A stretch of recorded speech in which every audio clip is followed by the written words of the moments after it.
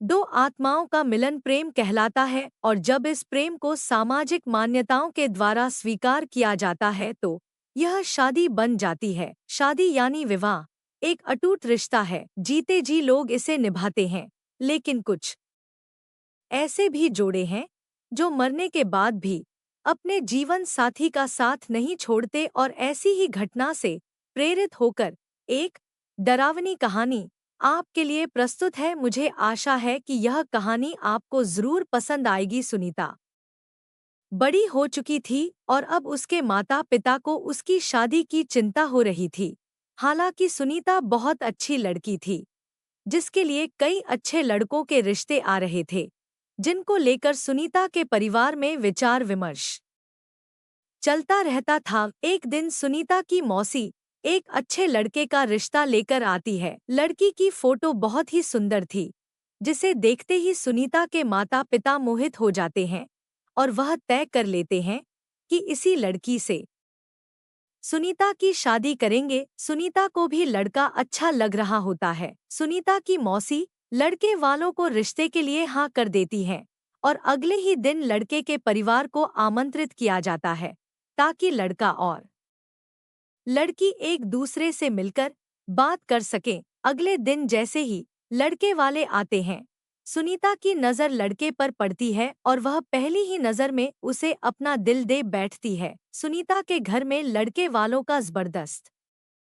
स्वागत किया जाता है। दोनों परिवारों के बीच में रिश्ते की बात तय होते ही दोनों की धूमधाम से शादी कर दी जाती है। शादी के बाद लड़का सुनीता को लेकर शहर चला जाता है। शहर में वह कंपनी के मकान में रहता था। दोनों की शादीशुदा जिंदगी खुशनुमा चलने लगती है। सुनीता अपने पति को बहुत प्यार करने लगी थी। ऐसा लग रहा था मानो सुनीता को 7 जन्म की खुशियां एक ही जन्म में मिल गई हो। एक दिन सुनीता और उसका पति फिल्म देखने थिएटर जाते हैं। दोनों पूरा दिन खूब मजा करते हैं, लेकिन जैसे ही वह वापस लौट रहे होते हैं, अचानक एक कार सुनीता के पति को जोरदार टक्कर मार के चली जाती है। वह तुरंत अपने पति को डोट उठाती है और उससे पूछती है कि आपको कहीं चोट तो नहीं लगी। सुनीता का पति मुस्कुराते हुए सुनीता के साथ चलने लगता है। सुनीता अपने पति के साथ घर आ जाती है। रात हो चुकी थी और दोनों बाहर से खाना पीना करके आए थे। सारा दिन दोनों ने खूब मजे किए, लेकिन सुनीता बहुत थक चुकी थी, इसलिए वह आते ही अपने घर में सो जाती है। सुबह उठते ही वह अपने पति के लिए चाय नाश्ता बनाती है और अपने पति को उठाने जाती है, लेकिन वह पहले से ही जाग रहा होता है। सुनीता अपने पति के सामने चाय नाश्ता लाकर रख देती है और अपने काम में लग जाती है। कुछ देर बाद जैसे ही सुनीता वापस आती है तो चाय और नाश्ता वैसे ही रखे होते हैं। सुनीता के पति ने उसे हाथ तक नहीं लगाया था। वह अपने पति से बोलती है, यदि आपको चाय नहीं पीनी थी तो आप मना कर देते, बर्बाद क्यों करवा दिया। सुनीता का पति कहता है, कोई बात नहीं, मेरे लिए खाना मत बनाना, आज मेरा मूड नहीं है। सुनीता का पति तैयार होकर अपने ऑफिस के लिए निकल जाता है। सारा दिन सुनीता अपने घर में काम करती और अपने पति का इंतजार करती रहती। 2 दिन गुजरते ही सुनीता के घर के दरवाजे पर कोई आवाज लगाता है। सुनीता दरवाजा खोलती है। सामने उसी कंपनी का चौकीदार खड़ा होता है जिसमें सुनीता का पति काम करता है। चौकीदार सुनीता से पूछता है, मैडम 2 दिनों से सर ऑफिस नहीं आए हैं, उनकी तबीयत खराब है क्या? मुझे मैनेजर साहब ने भेजा है। सुनीता को आश्चर्य होता है क्योंकि उसका पति तो रोज तैयार होकर ऑफिस के लिए निकल जाता था, फिर वह ऑफिस कैसे नहीं पहुंचा। चौकीदार के जाते ही सुनीता अपने पति के घर लौटने का इंतजार करने लगती है। शाम को सुनीता के पति घर आता है। वह उनसे पूछती है, आप ऑफिस के बहाने से कहाँ जाते हैं? सुनीता का पति उसे यहाँ वहाँ की बातों में घुमाकर अपने कमरे में चला जाता है। अगली सुबह सुनीता अपने घर के दरवाजे पर दूध ले रही होती है। तभी चौकीदार फिर से आ जाता है और कहता है, क्या साहब अभी तक नहीं आए? सुनीता कहती है, वह तो अंदर बैठे हैं, जाओ मिल लो। चौकीदार घर के अंदर पहुंच जाता है। वह चारों तरफ देखता है, उसे कुछ नजर नहीं आता। पीछे से सुनीता दूध लेकर आ जाती है। चौकीदार सुनीता से कहता है, कहाँ है साहब? सुनीता कहती है, अंधे हो गए हो क्या? तुम्हारे सामने ही तो बैठे हैं। लेकिन चौकीदार को सुनीता पागल लग रही थी, क्योंकि सामने कोई नहीं बैठा था। दरअसल उस रात जो कार एक्सीडेंट हुआ था, उसमें सुनीता के पति की जान जा चुकी थी। चौकीदार सुनीता से दोबारा कहता है, मैडम वहां कोई नहीं बैठा है। लेकिन सुनीता चौकीदार को चिल्लाते हुए अपने पति को जाकर पकड़ लेती है और कहती है, यह देखो इतना बड़ा इंसान, तुम्हें नजर नहीं आ रहा? सुनीता के साथ कोई दिखाई नहीं दे रहा था। चौकीदार वापस लौट जाता है और कंपनी में जाकर सारी बात कह देता है। जब कई दिनों तक सुनीता का पति काम पर नहीं आता तो कंपनी की तरफ से दिया हुआ कमरा खाली करने के लिए नोटिस भेजा जाता है। सुनीता नोटिस पढ़ते ही चिंतित हो जाती है और अपने पति से कहती है, आप कंपनी में काम कर रहे हैं, फिर क्यों हमें इस घर से निकलना होगा? सुनीता का पति भूत बन चुका था, लेकिन सुनीता उसे साधारण समझ रही थी। उसी शहर में एक पुराना घर था जो कई सालों से बंद पड़ा था और वहां कई भूतिया आत्माएं रहती थी। सुनीता का पति उसे उसी घर में चलने को कहता है। सुनीता अपने पति की बातों में आ जाती है और उसके साथ जाकर वहीं रहने लगती है। सुनीता ने इंसानों से रिश्ता खत्म कर दिया था और अपने पति के साथ भूतिया दुनिया में ही जीना सीख गई थी। दरअसल सुनीता अपने पति की बातों से पूरी तरह संतुष्ट हो चुकी थी। सुनीता को इस भूतिया घर में ही धीरे धीरे डर का एहसास होने लगता है। वह अपने पति के अंदर बदलाव देख रही थी, लेकिन वह अपने पति के प्यार में इतनी दीवानी थी कि उसे एहसास ही नहीं था कि वह भूत की पत्नी, गोस्ट वाइफ बन चुकी थी। कुछ दिनों बाद सुनीता के सास ससुर शहर आते हैं। सुनीता अपने पति से कहती है, मम्मी पापा का फोन आया था, वह 2 घंटे में स्टेशन पहुंच जाएंगे, उन्हें जाकर ले आओ।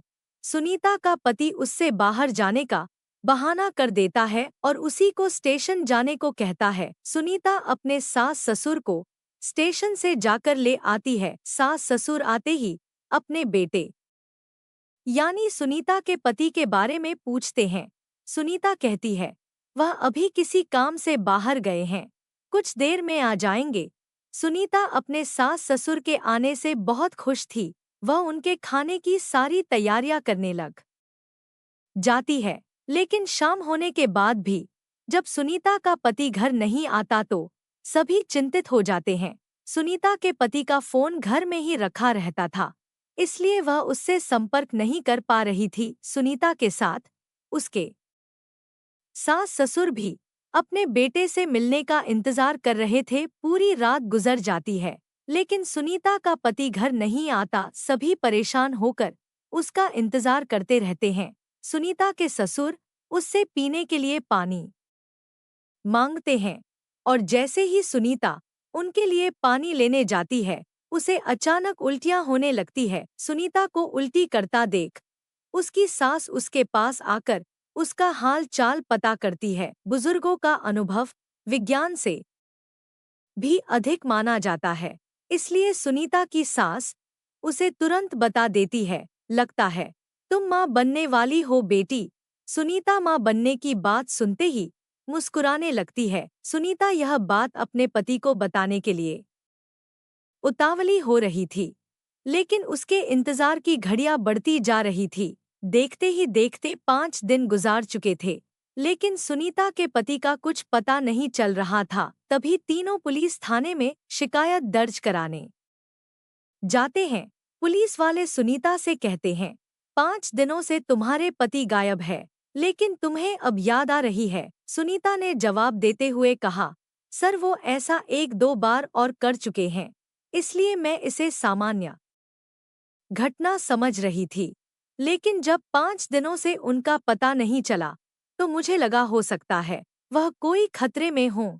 पुलिस एफआईआर रिपोर्ट दर्ज कर लेती है और जांच पड़ताल शुरू कर देती है। पुलिस की तहकीकात शुरू हो चुकी थी और 2 दिनों में ही पुलिस को सुनीता के पति की सच्चाई पता चल जाती है और पुलिस वालों की बात सुनते ही सुनीता और उसके सास ससुर के पैरों तले जमीन खिसक जाती है। पुलिस के अधिकारी कहते हैं कि आपके पति तो 3 महीने पहले ही कार दुर्घटना में मर चुके हैं और लावारिस समझकर उनका अंतिम संस्कार भी नगर निगम के द्वारा कराया गया था, जिसकी रिपोर्ट सरकारी अस्पताल में मौजूद है। फिर आप कैसे कह रही है कि वह 5 दिनों से लापता है? लेकिन सुनीता यह बात मानने को तैयार ही नहीं थी, क्योंकि वह अपने पति के साथ 3 महीनों से दाम्पत्य जीवन गुजार रही थी और उसी के चलते वह गर्भवती भी हो चुकी थी। सुनीता पुलिस से अपने बच्चे का जिक्र करती है। जैसे ही पुलिस को यह बात पता चलती है कि उस मरे हुए इंसान का बच्चा सुनीता के गर्भ में है, तो वह सुनीता से कहते हैं, आप बच्चे का चेकअप करवा दीजिए। उसके डीएनए रिकॉर्ड से हमें पता चल जाएगा कि यह बच्चा आपके पति का है और उनके मरने के बाद यह आपके गर्भ में आया है, तभी आपकी बात पर सभी को भरोसा होगा। पुलिस वालों को सुनीता के चरित्र पर शक था, इसलिए वह इस परीक्षण की मांग कर रहे थे। सुनीता को सरकारी अस्पताल लाया जाता है और वहां बच्चे का परीक्षण किया जाता है और जैसे डॉक्टरों के पास बच्चे की रिपोर्ट आती है तो उनके पसीने छूट जाते हैं, क्योंकि बच्चा साधारण नहीं था, वह 2 महीने का था, लेकिन उसका विकास 8 महीने के बच्चे के बराबर हो चुका था और अगले ही महीने वह जन्म लेने वाला था। डॉक्टरों के लिए अपने आप में यह ऐतिहासिक बात थी कि 4 महीने में कैसे कोई बच्चा जन्म ले सकता है। डॉक्टर सुनीता के हालात के बारे में विचार कर ही रहे होते हैं कि अचानक सुनीता के पेट में दर्द बढ़ने लगता है। डॉक्टर सुनीता के इतने जल्दी बिगड़ते हुए हालातों को डोट समझ नहीं पा रहे थे। सुनीता को आपातकालीन कक्ष लाया जाता है। तभी डॉक्टरों को पता चलता है कि सुनीता की डिलीवरी का समय आ चुका है और कुछ ही देर बाद सुनीता एक भूतिया बच्चे को जन्म दे देती है। सुनीता का बच्चा देखने में बहुत खूबसूरत था, लेकिन उसकी शारीरिक बनावट कुछ अलग थी। उसके दांत जन्म के साथ ही निकले थे और उसकी आंखें लाल थी। डॉक्टरों ने ऐसा बच्चा पहली बार देखा था। डॉक्टर उसका शारीरिक परीक्षण करते हैं। बच्चे के शरीर के अंदर सभी अंग सामान्य इंसानों की तरह ही थे। इस बच्चे के बारे में प्रमाण मिलते ही पुलिस को यकीन हो जाता है कि सुनीता सही कह रही थी, यह बच्चा उसी के पति का है। पुलिस ने अपने जीवन में यह पहला केस था जहां कोई भूत पिता बना था। सुनीता को अपने पति के मौत की खबर पर यकीन नहीं था, लेकिन सभी के कहने पर उसने यह मान लिया था कि उसका पति अब इस दुनिया में नहीं है। इसलिए वह अपने बच्चे और सास ससुर के साथ अपने गांव वापस लौट जाती है और अपने भूतिया बच्चे के साथ अपने पति की याद में जीवन बिताने लगती है। और इसी के साथ इस कहानी का पहला भाग समाप्त हो जाता है। धन्यवाद।